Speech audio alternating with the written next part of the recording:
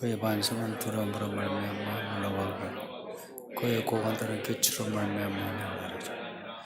이는 여호와의 말씀이라. 여호와의 앞으로는 시온을, 여호와의 앞으로는 예루살렘에 있느니라.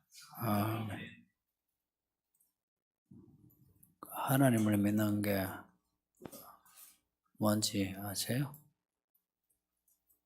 어려울 때 그 하나님께 도움을 청하는 게 믿음입니다.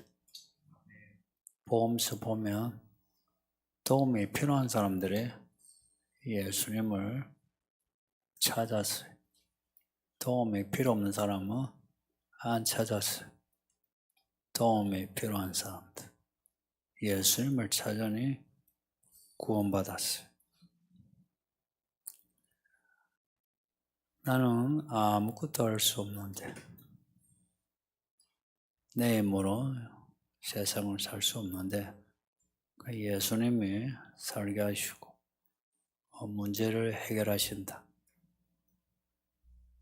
이걸 믿고 또 도우신다. 신뢰하고 의지하는 게 믿음입니다. 어려울 때만 하나님을 찾는 건 아니죠. 잘 될 때도 내가 잘해서 잘 됐다 라고 하지 않고 하나님이 도우셔서 잘 되게 하신다. 그래서 하나님의 이름을 높이는 것.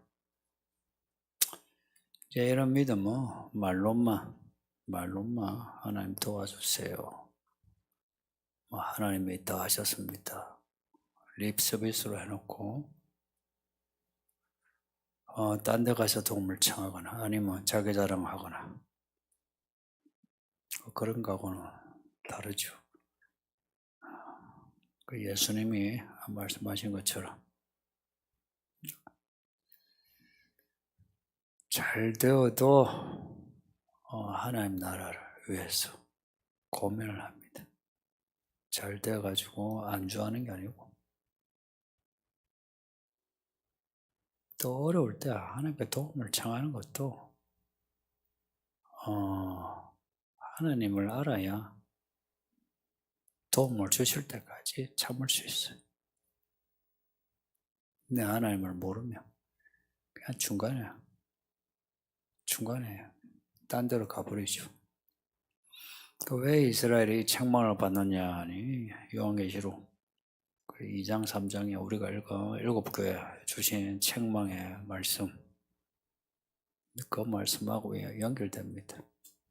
이스라엘과 교회는 책망을 받지 않으면 구원이 없습니다. 책망을 받아야 잘못한 길에서 돌이키죠. 책망이 없으면 그냥 좌우로 치우쳐 거기로 그냥 가버립니다. 선지서 읽으시면서 이 반복되는 책망을 어떻게 받아들이십니까? 그 본문이 책망하니까 저도 책망하는 메시지를 전하는데 이걸 어떻게 받아들입니까? 그 요한계시록은 본문을 또 설교를 어떻게 받아들여요? 이스라엘 문제를 1절에서 바로 지적하시는데 이스라엘이 하나님을 의지하지 않고 애굽을 의지한다. 애굽의 말, 마병, 병거 그 애굽이 전력이 세다. 그 애굽의 힘을 의지한다는 거죠. 과거 애굽은 세계 최고의 나라죠. 이스라엘을 치는 예루살렘을 치는 아수르를 비롯한 이방인을 이제 막아야 하는데 그 하나님을 믿긴 하죠. 그래서 하나님께 도와줘요 하긴 하는데 하나님을 의지하지는 않는 거죠. 애굽의 힘이 이제 먼저 생각나고 그래서 애굽의 보물을 가져가서 도와주세요, 도와주세요 한 거예요. 이렇게 하는 데 있어서 예루살렘 혹은 남유다 어느 누구도 이 일을 제기하지 못하죠. 뭐 다들 그렇지 하고 아마 애굽으로 떠날 때에 우리가 늘 하는 것처럼 기도해 하고 했을 겁니다. 하나님 애굽에 가는데 애굽의 군대 데려오게 해달라고. 아이러니하죠. 이사야서는 이 문제를 이사야서 1장에서부터 지적하고 있습니다. 이사야서 1장을 보면 소도 나귀도 주인을 하는데 이스라엘은 주인을 몰라본다고. 그 이스라엘이 이스라엘의 주가 되신 혹은 아버지가 되신 하나님을 몰라본다고 지적합니다. 그 멀리 떠난 거예요. 그래서 하신 말씀이 오라 오라 내게로 오라 나와 변론하자. 돌아서서 하나님에 대해서 컴플레인하는 겁니다. 기도를 했는데도 안 들어주시고 왜 우리가 성전을 가져놓은데도 왜 우리나라가 이렇게 약하냐. 교회 다니는데 왜 우리가 이렇게 못 사냐. 병이 드냐 사고 났냐 뭐 이런 거죠. 여러분도 공감될걸요.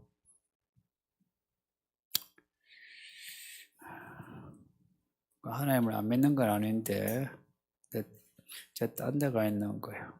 그러니 하나님이 오라 내게 와서 말하라.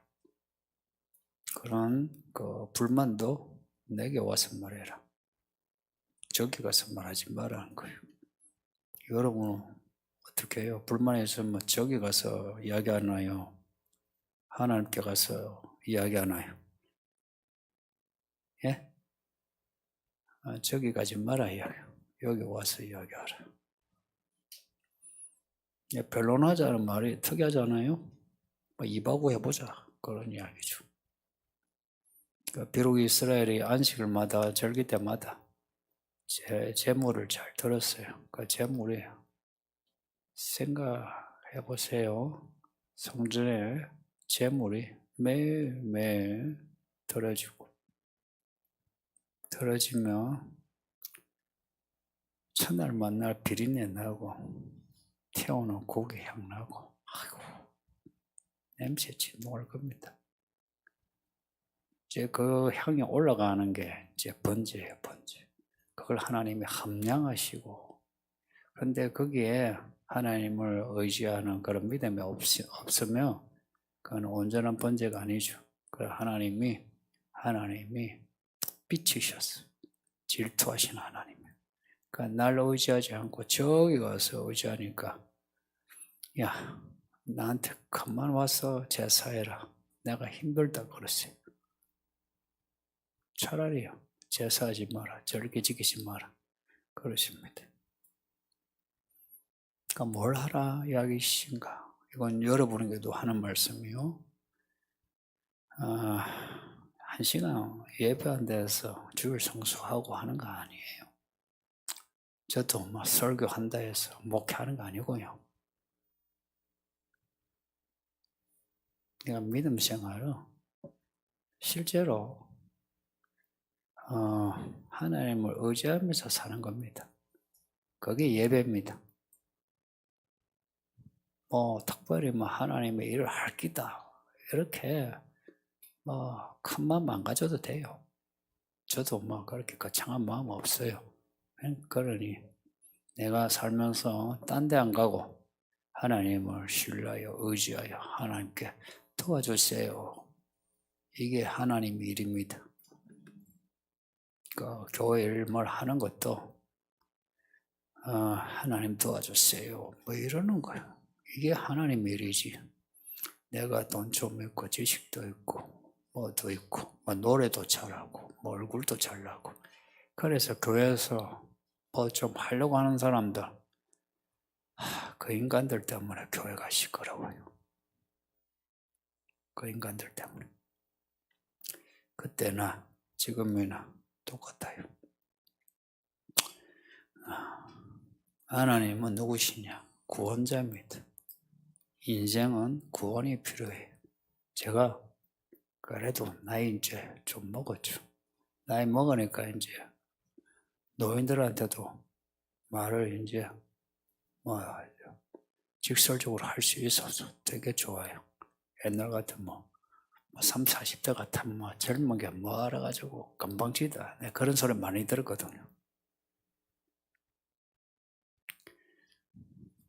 인생은 하나님 도움 없이는 안 된다는 거예요. 그리고 성경의 메시지 한마디로 말하면 혹은 하나님의 뜻을 한마디로 말하면 구원입니다. 구원. 인생 구원 필요합니다. 좀 살만하니까 설치는데 그거 필요 없습니다. 하나님 의지해서 하나님 도와주세요. 그러면 하나님이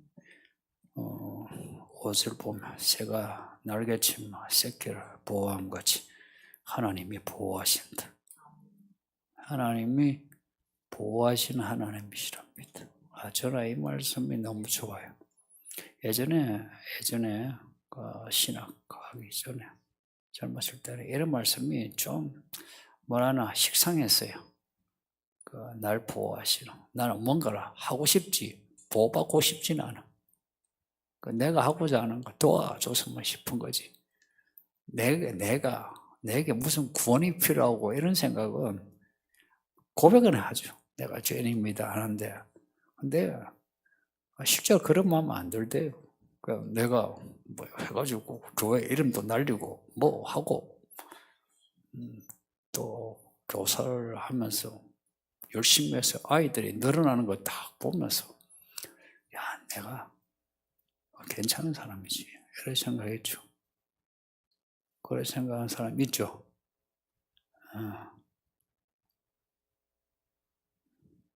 그건 착각이다는 거예요.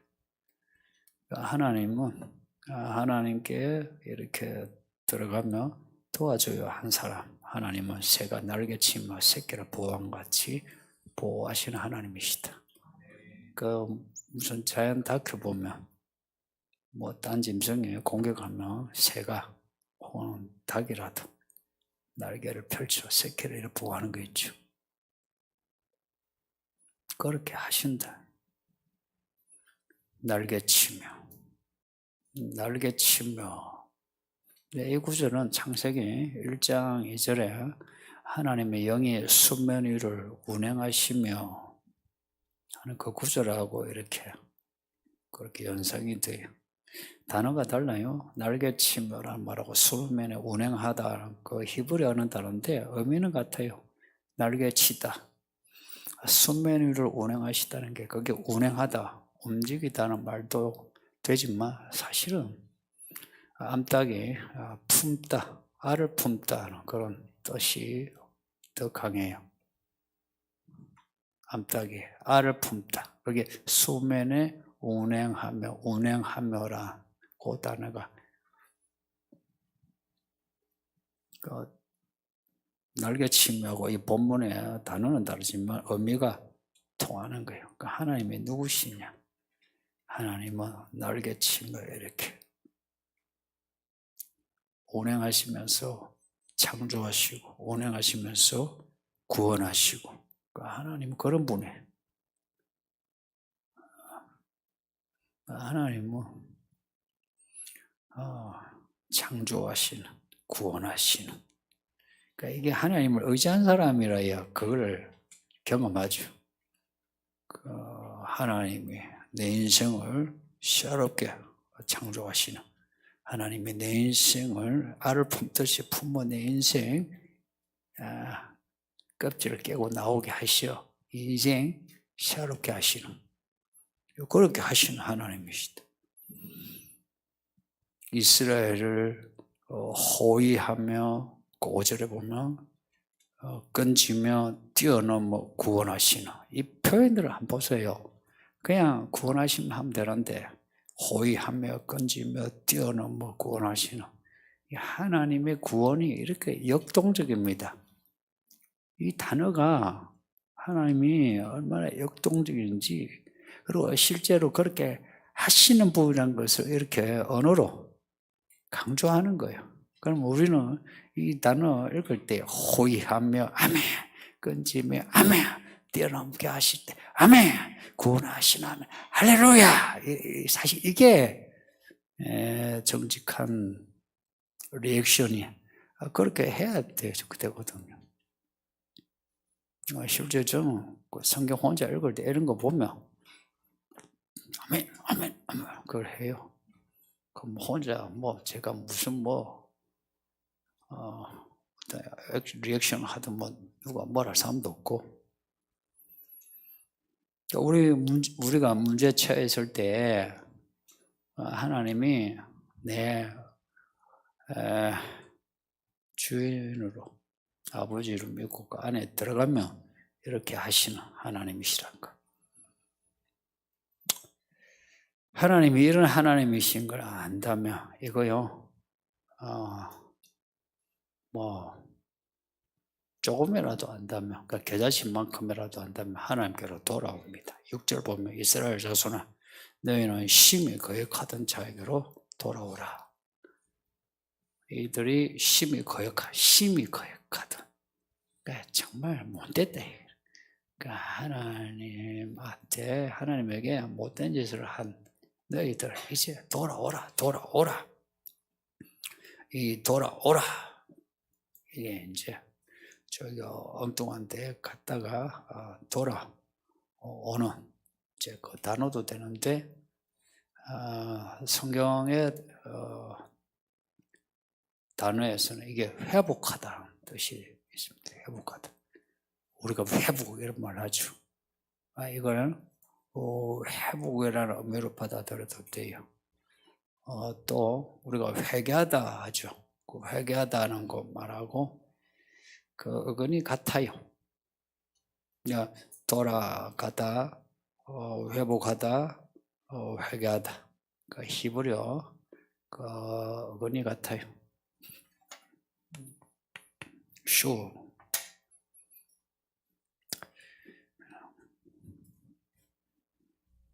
돌아오다. 슈.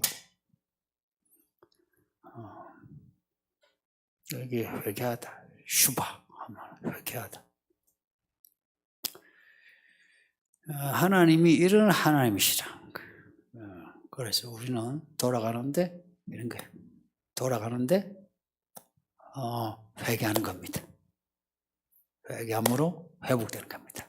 그러니까 이 단어 하나에 이런 거 잘 몰라도 돼요. 그냥 이 단어 하나에 회복,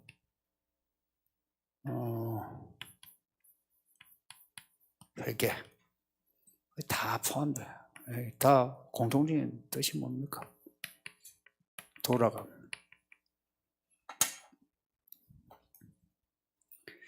그 말로는 하나님을 믿는데 놓고 마음은 딴 데 가 있는 거예요. 그러니까 마당만 밟고 간다 그랬죠. 몸이 여기 왔으면 야, 네 마음도 여기 있어. 나를 의지하라. 그러니까 하나님 의지하는 게 마음을 드리는 거죠. 그죠? 그러니까 예배는 드리면서 생각은 딴 데 가 있는 거 있죠. 신앙 고백해놓고 생활은 자기 마음대로 하는 그런 거예요. 그러니까 하나님을 따르는지 안 따르는지 혹은 순종하지 않는지 어떻게 아느냐. 성경은 행위를 판단한다 그러죠. 우리는요 가끔 말도 안 되는 소리 해요. 야, 사람의 믿음 어찌하노? 하나님에 대해 아시지. 사람이 어찌하노 그래. 그렇게는 하죠. 오늘 만난 사람은 그 사람을 한 시간 안에 어떻게 알겠어요? 안다 해도 어느 정도 선입견을, 내 선입견으로 이제 사람 판단하죠. 근데 한 달을 같이 겪어요. 1년을 겪어요. 2년, 3년, 10년을 겪으면 사람을 알지 않겠어요? 10년을 겪는데도 사람을 잘못 안다면 참 사람 볼 줄 몰라. 인생 살 줄은 모르는 거예요. 그러니까 하나님을 의지하는 사람은 의지하는 그 모습이 있어요. 7절에 너희가 자기 손으로 만들어 범죄한 언우상, 금우상을 던져버려라. 언우상, 금우상은 은과 금으로 혹은 돌로 만든 것까지도. 근데 언우상, 금우상 하니까 이거 있죠. 돈이죠, 돈. 돈. 우상도 돌로 만든 우상이 비싸겠어요? 금으로 만든 우상이 비싸겠어요? 금발. 그러니까 이해되시죠? 우상은 우상인데. 그리고 우상, 이제 특이한 게 우상이란 말하고 하나님이란 말이 그것도 처음 잠이 같아요. 하나님이 엘이라거든요. 엘. 그리고 우리가 성경에서 말하는 하나님 엘이라 하지 않고 엘로힘이라 해요. 엘로힘 들어보셨죠? 하나님의 복수예요. 근데 이제 우상이 그 엘로 시작해요. 우상이 희한하게. 그러니까 우상이 보통 그 종교에서 신이라 그러죠. 잡신. 근데 이게 이제 하나님, 엘로힘, 우리가 말하는 하나님인데 이게 우상이야. 비슷하죠. 하나님, 하나 바꾸면은 하나님 되고, 히브리어에 이런 묘가 있다는 겁니다. 단어에. 그러니까 우상은 하나님 닮은 것 같은데 가짜 하나님 아니에요. 그리고 이 우상이라는 말이 이제 다른 히브리 단어들로 또 있거든요. 뭐 그런 말할 건 없는데 우상을 표현하는 말이 요 말도 있는데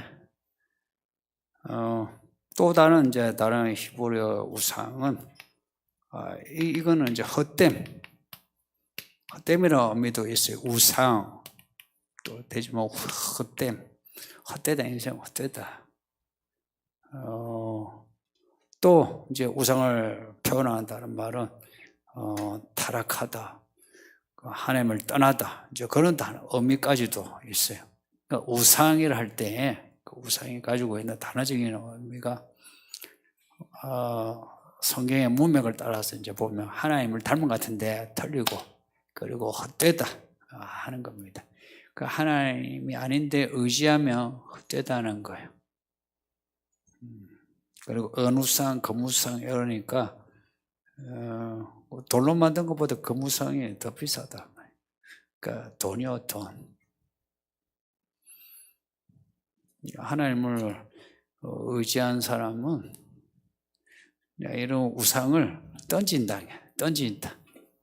던져버린다는 거.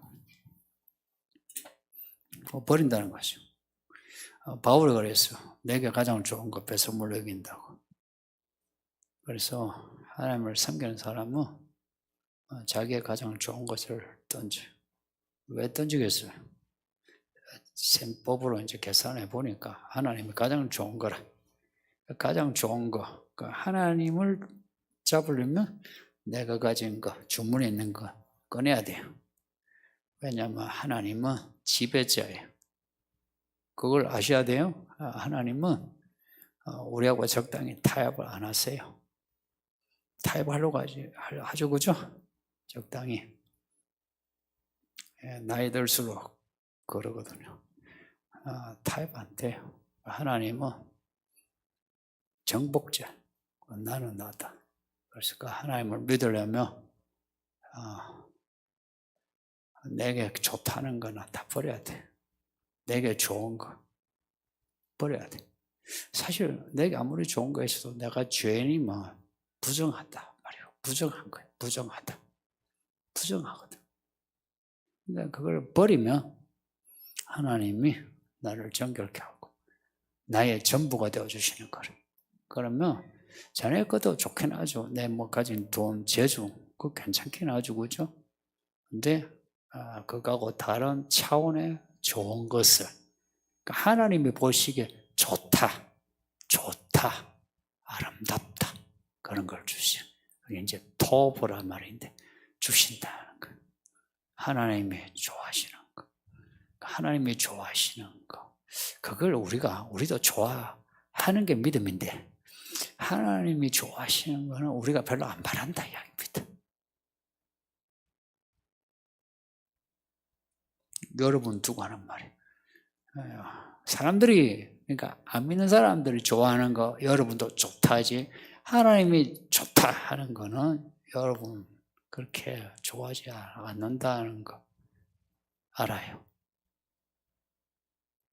하나님 아시고, 저 같은 목사도 알아요. 하나님을 의지하는 사람은 하나님을 경외, 하나님을 두려워합니다. 하나님을 두려워할 수밖에 없어요. 하나님을 의지한 사람은 하나님을 두려워해. 하나님을 두려워한 사람은 하나님을 의지해. 하나님을 두려워하지 않은 사람은 하나님을 경외하지 않아요. 하나님을 의지하지 않은 사람은 하나님을 두려워하지 않아요. 뭘 두려워하냐? 하나님을 두려워하지 않은 사람은 세상을 두려워해. 거무상, 언우상, 돈을 두려워하고, 또 내 욕망이 꺾어지는 거 두려워하고. 참 사람 죽으면 썩어질 몸뚱인데 참 아등바등 하고 싶은 거 어지가 하려고 삽니다. 그죠? 참 우리 어머니가 살았을 때 그 삶에 대해 애착이 강했는데, 그냥 또 나 태우지 말이 뜨겁다 그러는데 태웠어요. 참 그래야 되는데 어지간히도 사람들이 아등바등합니다. 참 어리석죠, 그죠? 저는 그렇게 어리석게 안 살려고 하는데, 이 교회에 그를 어리석으면서 지혜롭게 사는 지혜 공동체가 되게 합시다. 그래서 똑똑하게 삽시다. 인생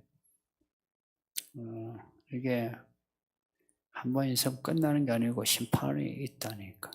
참 심판을 두려워하면서, 하나님을 두려워해야 심판을 두려워하죠. 하나님을 두려워. 왜 두려워하나? 이거는 왜 하나님을 의지하나 하는 거하고 연결돼요. 왜 하나님을 두려워하나? 하나님을 왜 의지하나? 왜 의지하나? 하나님은 창조주요, 주관자요, 심판주. 그걸 우리가 요한계시록에서 배운 바는 하나님만이 이기는 자입니다. 이기는 자. 오늘 본문에 몇 절인가?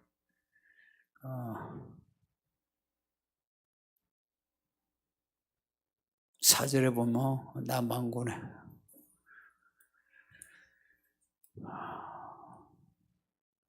끝에 보면 맞죠? 4절 남한군의 여호와가 강림하여 시온산과 그 언덕에서 싸울 것이라. 하나님이 이기는 분이에요. 성경의 하나님은 전투적입니다. 믿음은 전투적이어야 돼요. 그냥 그런 게 있죠. 믿음 생활을 그냥 사람 좋은 어떤 종교적인 친절, 요즘 제가 말하는 올바름, 이렇게 여기면 안 돼요. 그러니까 우리가 생각할 때 교회 다니면 사람 좋지, 뭐 사랑이 많고, 교회 다니는 사람, 예수 믿는 사람은 그게 본 얼굴이 아니에요. 교회 다니는 사람, 예수 믿는 사람은 하나님을 두려워하는 게 본질입니다. 잊지 마요. 하나님을 두려워하는 것, 그리고 하나님 앞에 엎드리는 것, 그리고 하나님께 도움을 청하는 것. 그 하나님이 나를 위해 싸우신답니다. 이미 싸우면 승부는 끝났어요. 이기는 자. 나를 위해 싸우신. 출애굽 이야기를 왜 계속 하는지 아세요? 성경에서 이기는 자의 모습이라. 요한계시록 이기고 이기는 예수님의 이기는 인생은 전쟁이잖아요. 뭐 먹고 사는 전쟁이 아니고요. 악과의 전쟁이 악과예요. 우리를 지옥에 떨어지게 하는 그 악한 영과의 전쟁이라. 어떻게 이기겠어요? 생존하는 게 전쟁 아닙니다. 생존, 경쟁 이런 생각하면 안 돼요. 먹고 사는 거는 하나님 손에 있으니까 걱정 안 해도 돼요. 걱정 안 해도 돼요. 그러니까 하나님을 믿는 데서 세상이 못 믿게 하는 거라. 이 전쟁이라. 애굽과 아수르 무슨 문제냐? 하나님을 못 믿게 하는 존재들이에요. 모든 세상 존재는 하나님을 못 믿게 하는. 그래서 싸워 이겨야만 해요. 그 싸움을 누가 하나? 내가 싸우면 져요. 우리는 이길 수 있는 게 없어. 자뻑 좀 버려요. 이길 수 있는 게 없어. 나는 져요. 나는 뒤로 나가 있어야 돼. 저 목회하면서 배운 게 있어요. 제 앞에 안 났어요. 제가 깃발 들고 별로 하지 않아요. 제가 큰 소리 치고 침 튀기니까 센 것 같죠. 알고 보면 메시지만 그러지 어찌 하는 거 없잖아요. 그러지 않아요. 내가 여러분 몰아가는 게 있어요. 뭐가 있어요? 그냥 말씀 잘 배워라. 이것밖에 더 있어요. 여러분 가끔 착각하는 게 있어요. 막 몰아가는 것처럼 생각하는 분인데 뭘 해요? 아무것도 없잖아. 하나님이 우리를 위해 싸우신다. 싸우시나. 그러니까 그 싸우신 하나님을 의지하는 거야. 그러면은 내가 의지하는 걸 내가 버려야 돼요. 던져버려야 돼. 내가 의지하는 거 버려야 돼. 내가 의지하는 하나님 외의 것을 버려야 된다고. 내가 의지하고 찾고자 하는 걸 버려야 된다고. 내가 의지하는 걸 버려야 된다고. 그게 뭐든 내가 의지하는 거 버려야 된다. 그래서 부자가 천국 가는 거 거의 불가능하지. 그리고 자기가 괜찮다 생각하는 사람 천국 가는 거 불가능하지. 교회에서야 떠들고 사람들에게 인기 있을지 몰라도 힘들지.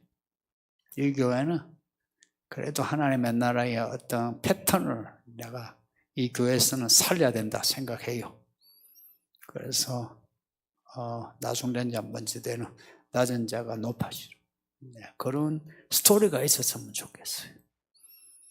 하나님이 날 위해 싸우신다. 어디서? 시온산과 그 언덕에서.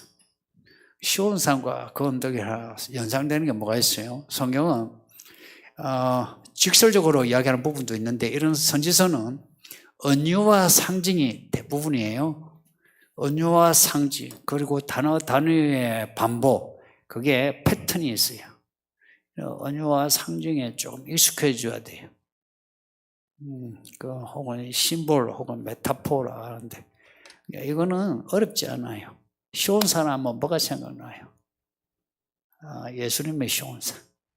언덕 하면요. 시온산과 언덕 이거 다른 데가 같은 곳이에요. 언덕 하면 언덕 위에 집이 성전입니다. 예루살렘 성전이 언덕 위에 있어요. 하나님이 그 시온산 예루살렘이 그곳에서 싸운다. 자 생각해 보세요. 하나님이 그곳에서 싸운다. 그러면 내가 하나님을 의지하고 하나님 뒤에서 있다가 나도 이기려면 내가 어디로 가야 돼요? 시온산. 이게 다 행간의 의미요. 시온산에 가야 돼. 성전에 가야 돼요. 근데 우리의 성전은 예수님이십니다. 그리고 신약에는 시온산과 언덕이 교회입니다. 왜냐? 예수님이 그러셨어요. 이 교회는 그리스도의 몸이에요. 그리고 이 모이는 장소, 이 장소는 특별한 거예요. 여기다가 딴 데 가면 여기는 특별하지 않지. 왜 특별하냐? 우리가 예배하는 성도들이 모여서 교제하는 그래서 특별한 거예요. 예배당에 자주 와요. 예배당에 시온산 그 언덕이에요. 싸우신다. 실제 여러분의 믿음이 자라는 사람, 그리고 변화되는 사람은 예배를 드리는 게 달라요. 그리고 예배당을 찾아와요. 이 말이 틀렸나요? 이거는 100이면 100 모든 성도가 겪는 믿음의 스토리예요. 내 믿음이 자랄수록. 제가 신학하기 전에 저도 그랬어요. 다 그래요. 예배당에서 기도하는 횟수하고 그 내용이 믿음의 내용이에요. 9절 보면 여호와의 불이 시온에 있고 여호와의 풀무가 예루살렘에 있다.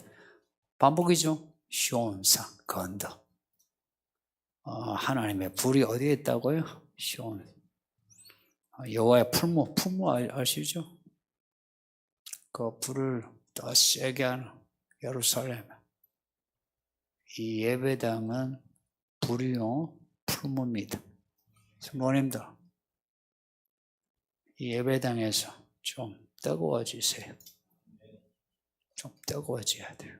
예배당이 이 풀무예요. 이 예배당에서 기도한 사람 뜨거워져요. 기도하면 기도할수록. 근데 이 예배당을 가까이 하지 않은 사람은 항상 미지근해요. 누구든지 그래요. 이게 무슨 말인지 모르는 사람은 정말 초신자거나 정말 그 마음이 악해서 귀가 닫힌 사람이에요. 3절 보면 여호와께서도 지혜로우신지요. 3절이에요. 오늘은 절별로 이렇게 쭉 안 내려가고 스토리, 메시지를 따라 절을 보는 거예요. 여호와께서도 지혜로우신지요. 지형을 내리신다. 근데 여호와께서도 이 번역보다는 정말이지 여호와는 이런 뜻입니다. 정말이지 여호와는 지혜로우시다 이런 거 강조하는 거예요. 야 정말이지 내가 다 알아 이런 거 있죠. 정말이지 하나님은 지혜로우십니다. 지혜로우셔서 재앙을 내리신다. 지혜로우셔서 재앙을 내리신다. 이 지혜와 재앙 사이에 뭐가 있는 거예요? 지혜로 다 아시고 무게를 지으셔서 매네 될거 우파라신 죄업원에 부족하여 심판하신다 이런 뜻입니다. 하나님은 다 아십니다. 다 죄입니다. 저는 그런 하나님이 좋아요. 다 죄예요. 교회에서 뭐 이렇게 뽕 넣고 잘난 척. 제가요 교회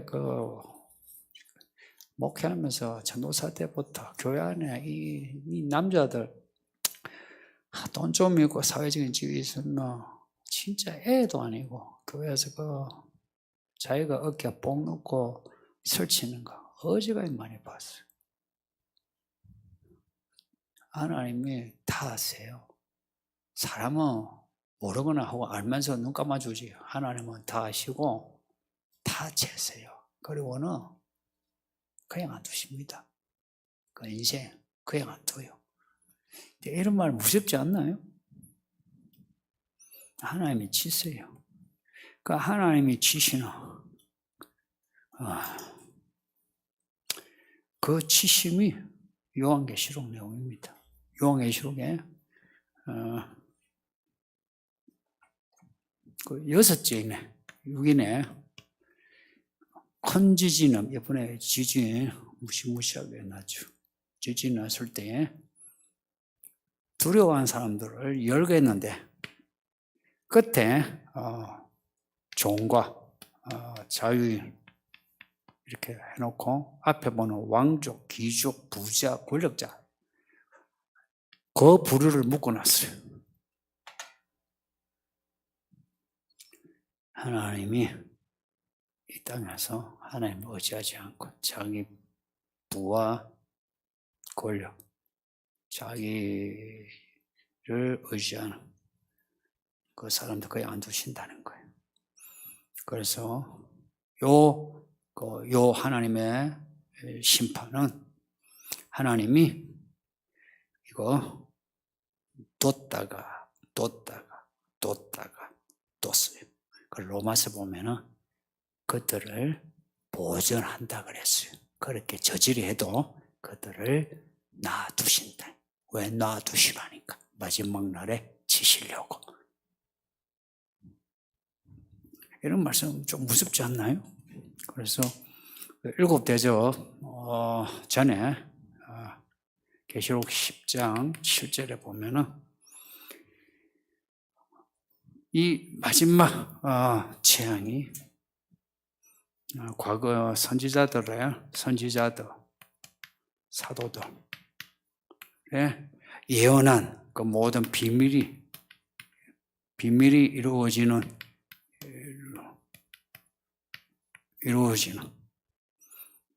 이게 심판입니다.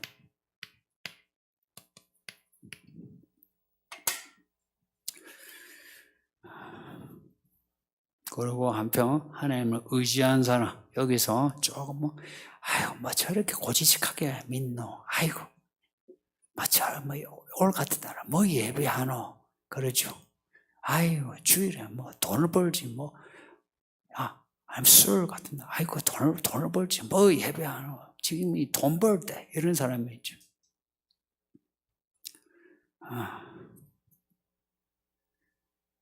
그렇게 그 사람들에게 무시당한 사람들, 여기서는 좀 무시당하고 약간 가난해도 어느 날인가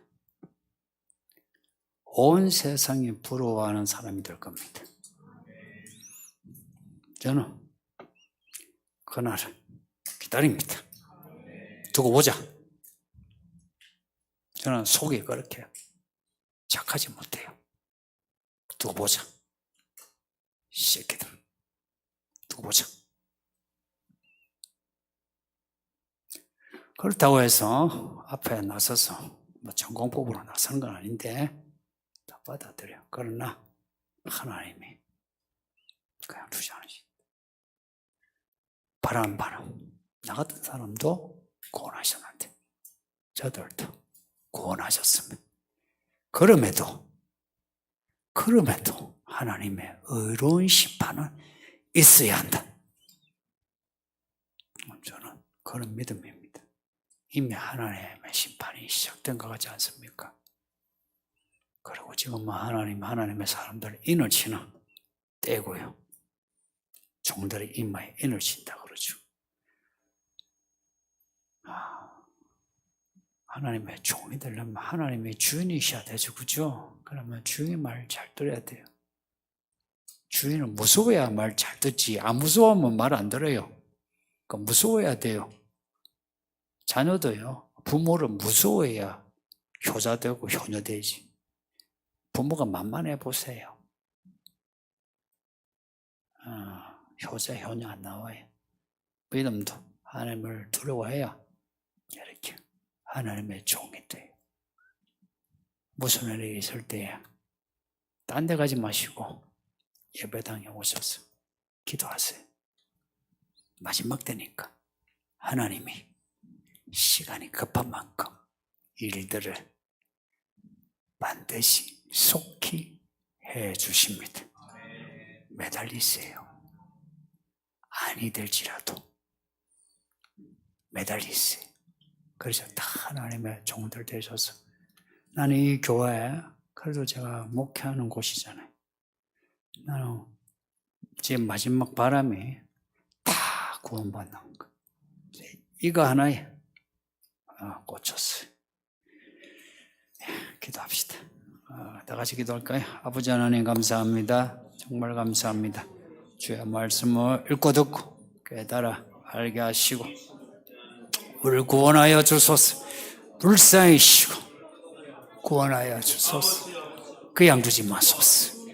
주의 말씀이 우리에게 표대가 되게